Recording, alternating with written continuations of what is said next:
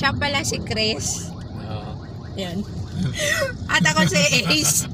And we are Generation X. Salamat, JJ. Kami ang Generation X na pumasok sa vlogging para i-inspire ang mga ka-generation natin na kaya pa rin nating maglakbay, mag-explore at patuloy na gawing makabuluhan ang ating mga adventure. Still we can at excited kaming tuklasin ang ganda ng Pilipinas.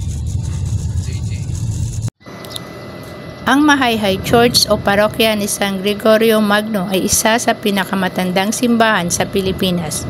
Itinayo ng mga Pransiskanong misyonaryo noong 1590s at muling itinayo gamit ang batong adobe noong 1667. Kilala ito sa makapal nitong pader, barok na disenyo, 5 retablo at matandang kampanaryo. Itinuring itong national culture treasure at naging bahagi ng kasaysayan ng himagsikang Pilipino.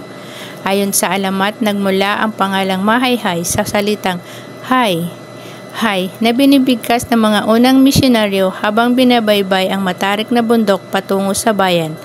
Dapat itong isama sa bisita iglesia, hindi dahil sa kagandahan ng arkitektura at kasaysayan nito, kundi dahil din sa tahimik at solemning kapaligiran na nag-aanyaya ng mas malalim na pagninilay at pananampalataya.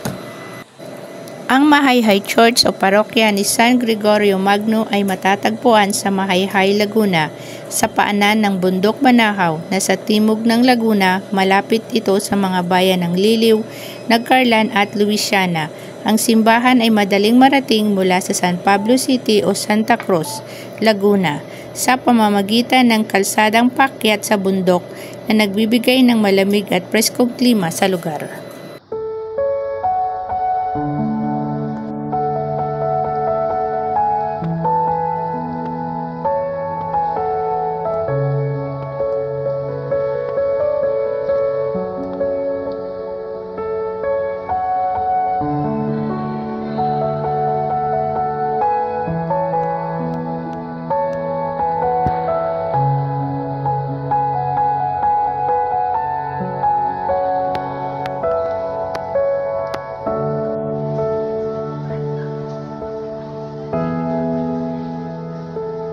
John 3:16.